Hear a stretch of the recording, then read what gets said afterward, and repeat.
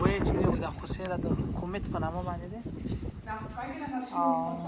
عموما د غویانو نه په 12 میاشتنۍ کې سپرمګیري شروع کېږي دا ډېر ځوان دی Die Vollschwester zu Paolo wurde von der Familie Bayer im bereits frühfähigen Alter auf der Top-Genetik-Auktion im letzten Jahr gekauft und somit wurde Komet auch im letzten Jahr geboren. Die Großmutter Miracle war 2 Jahre vorher auf der TGA 2020 verkauft worden und hat für eine Vollschwester Paolo halt nochmal 2 Jahre früher bei der TGA 2018 wurde die Großmutter die Kindertochter Madison auf der TGA gesteigert und aus der ist unter anderem Kalten hervorgegangen. So, after 2 generations of top genetic purchases by Carlos, now comes Komet with a family with a history consisting of 3 top genetic purchases.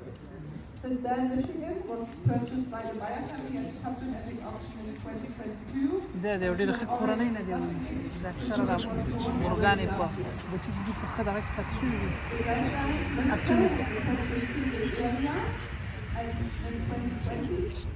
And 2 years before that, at top genetic auction in 2018, the great grand dam Madison Finder was purchased, and she is the dam of Kalding, so she is of the same family.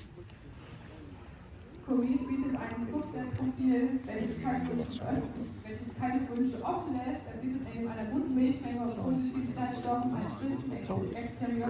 مهمه دا نه ده چې هغوی د څومره غټې یا څومره وړوکي مهمه دا ده چې هغوی څومره تغییر راوړلی شي په نسل کې دا راټول ناهمه خبره ده Womit der genauen Zahn der Zeit ist. Zugleich ist das Einfluss von Gesundheitsmerkmalen deutlich durchschnittlich mit Stärken im Klauen- und Repo-Bereich. Komet ist auch Roboter geeignet.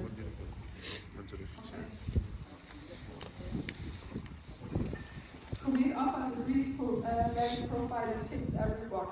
In addition to a good milk production and positive components, he offers a top combination profile with OSE 135, especially the other with 135. He offers a medium relay angle in longer teeth as designed by many. At the same time, he is clearly above average in all fitness and head frames with strength in the repro.